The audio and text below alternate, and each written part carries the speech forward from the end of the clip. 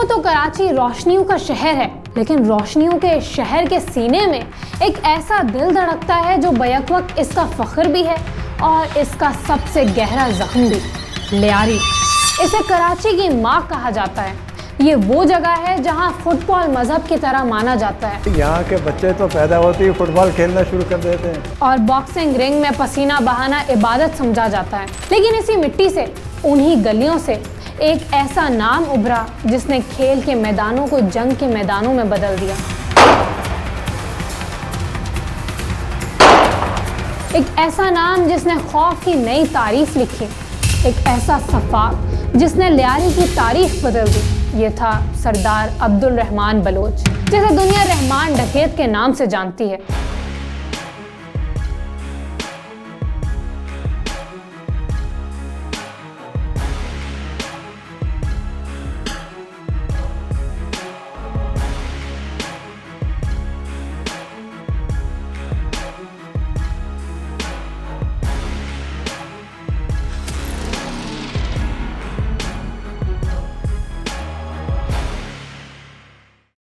बरसों पहले जाली पुलिस मुकाबले में मारा जाने वाला रहमान डकैत आज एक मर्तबा फिर मंजर आम पर आया है, एक भारतीय फिल्म धुरंधर के जरिए। अक्षय खन्ना का स्वैग और शेरे बलोच का नारा टिकटॉक पर वायरल हो गया। सिनेमा ने इसे एक एंटी हीरो बना दिया।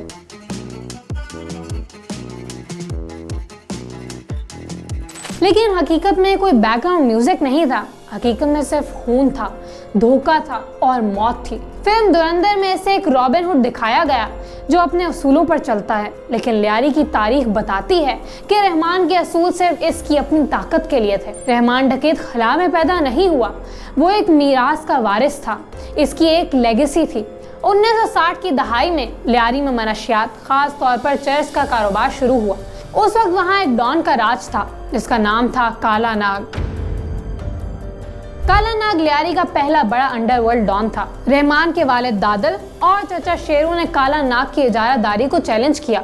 ये लियारी की पहली गैंग वॉर थी। हालांकि इस वक्त क्लैशनकॉफ कल्चर नहीं था, सिर्फ चाकू और डंडे चलते थे। काला नाग पुलिस मुकाबले में मारा गया, मुबैना तौर पर एक इमारत से कूदकर।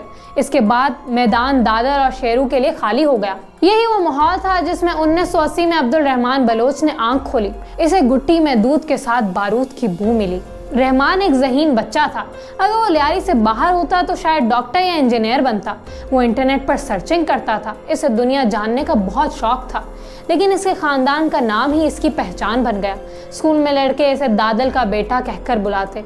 इसे जल्द ही समझ आ गया कि यहाँ कलम से ज़्यादा ताकत बंदूक में है। गुर्बत, मनशियात और ख़ानदानी दुश्मनियाँ, ये वो अज्जा थे जिन्होंने रहमान को तैयार किया। 13 साल की उम्र में इसने पहला चाकू चलाया। ये किसी फिल्म का सीन नहीं था, एक बच्चे की मासूमियत का कत्ल था। रहमान की जिंदगी का सबसे तारीख बाब 1995 में लिखा गया। पुलिस रिकॉर्ड्स और मकामी रवायात के मुताबिक इसने अपनी सगी माँ को कत्ल किया। फिल्म धुरंधर में इस पहलू को अक्षय खन्ना के किरदार के नफसियाती पस मंजर के तौर पर इस्तेमाल किया गया है, लेकिन हकीकत इससे कहीं ज्यादा पेचीदा है।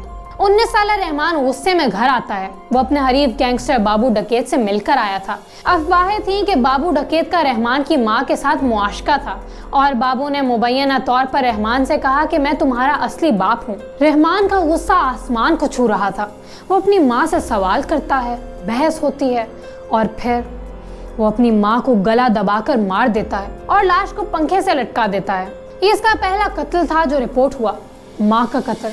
इससे बड़ा गुनाह हमारे मुआशरे में कोई नहीं। इस वाक़े ने इसे एक इंसान से दरिंदे में बदल दिया। इसके बाद इसे किसी रिश्ते, किसी जान की परवाह नहीं रही। इसके अंदर का खौफ खत्म हो गया। 1995 में ही रहमान को गिरफ्तार किया जाता है। इल्जाम था हथियार और मनशियात रखना। वो 2.5 साल जेल में रहा। जेल जराइम पेशा अफराद के लिए यूनिवर्सिटी होती है। वहाँ इसने नए राब्ते बनाए, नए तरीके सीखे। 1998 में जब इसे अदालत ले जाया जा रहा था, वो पुलिस की हिरासत से फरार हो गया। कोर्ट में पेशी पे आया था। इसमें जो है सिपाही बैठे हुए थे, इसमें फिर मैं भाग गया था सिटी कोर्ट से। इस फरार ने इसे लेजेंड बना दिया। पुलिस इसे पकड़ नहीं सकती थी और कानून इसे रोक नहीं सकता था। रहमान अकेला नहीं था, इसका उस्ताद था हाजी लालू और हाजी लालू का बेटा अरशद पप्पू रहमान का बचपन का दोस्त था। ये तीनों मिलकर लियारी को चला रहे थे।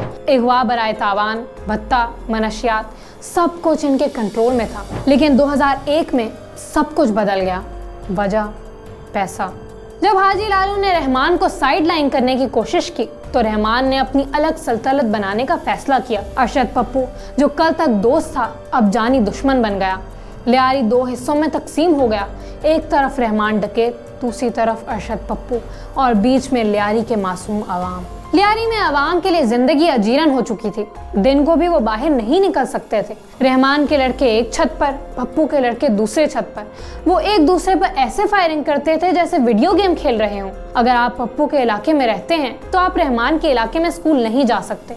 लोग अपने ही घरों में कैदी थे। पुलिस वालों से हमारी लड़ाई नहीं है। ये अरशद पप्पू के लोग जो बख्तरबंद में पुलिस की वर्दी में आते हैं, ये हम लोग के ऊपर गोलियां चला रहे हैं, ये हम लोग के घरों को जला रहे हैं। यहाँ फिल्म धुरंधर का एक और क्लिप, गैंगस्टर एक कटे हुए सर के साथ फुटबॉल खेल रहे हैं।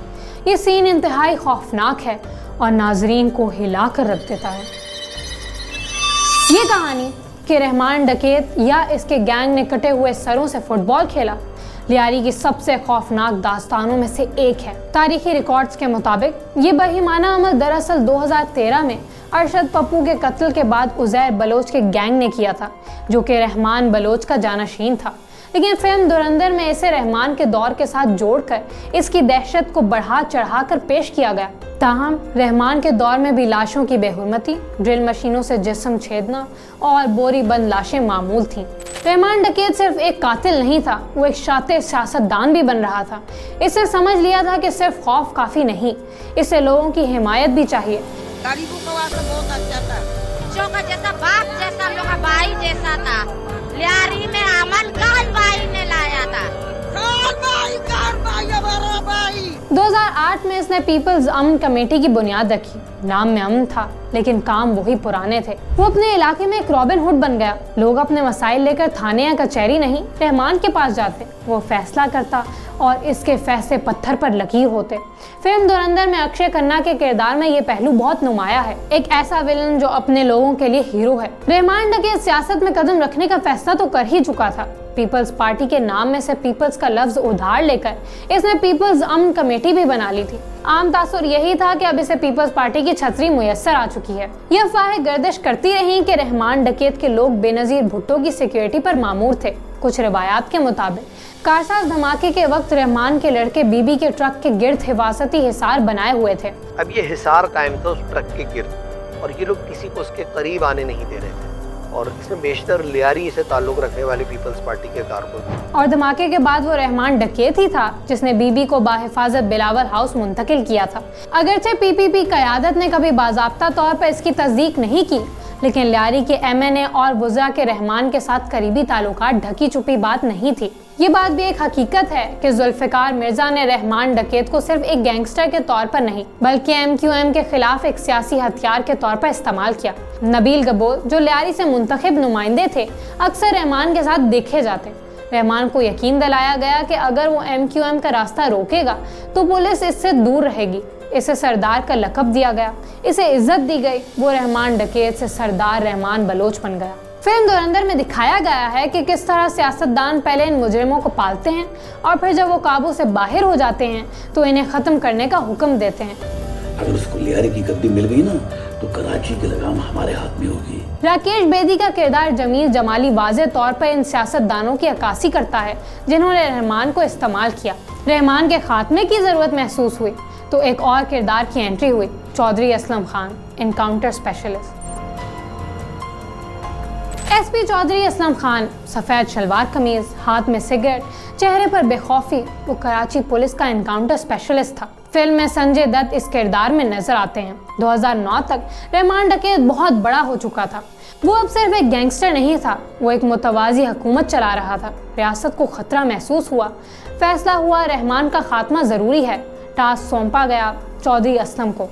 रात के पिछले पहर पुलिस की गाड़ियां तेजी से कराची के इलाके स्टील टाउन में दाखिल होती हैं। फायरिंग की आवाज़ों से पूरा इलाका लरज़ उठता है। पुलिस का सरकारी बयान ये था कि रहमान डकैत और इसके 3 साथी औरंगजेब बाबा, नज़ीर बाला और अकील पुलिस मुकाबले में मारे गए। ये सारे इस इलाके पे काबज थे, कुछ इनके लोग मारे गए इनकाउंटर्स में। लेकिन लियारी की कहानी कुछ और है। ऐनी शाहिदीन और रहमान के अहले खाना का दावा है कि पुलिस ने इसे पहले ही हिरासत में ले लिया था। शायद बलूचिस्तान से कराची की जानिब आते हुए रास्ते से इसे गिरफ्तार कर लिया गया था। इसे टॉर्चर किया गया और फिर स्टील टाउन लाकर गोली मार दी गई।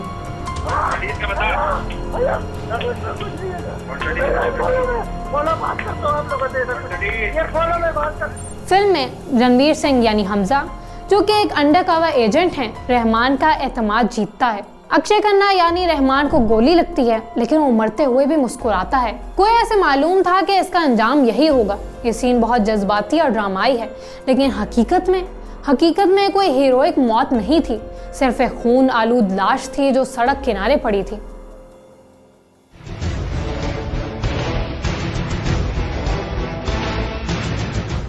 अगले दिन लियारी में हजारों लोगों का समंदर उमड़ आया।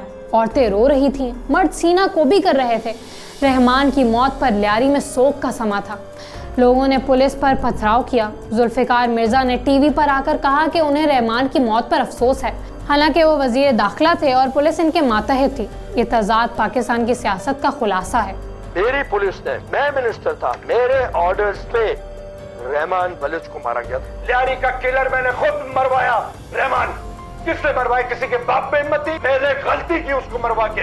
मैं समझता हूँ कि वो राइट बात पे चल रहा था। मैं आज इसलिए उसको शहीद करता हूँ क्योंकि मैं लियारी को जानता भी नहीं था जब मैंने ये चीज किया। रहमान डकैत की मौत ने गैंग वॉर खत्म नहीं की, बल्कि इसे मजीद भयानक बना दिया। लियारी वाले प्यार से झुक सकते हैं, ताकत से झुक नहीं सकते हैं, ताकत से कट सकते हैं, मगर झुक नहीं सकते। मैं कभी गिरफ्तारी पेश नहीं करूंगा।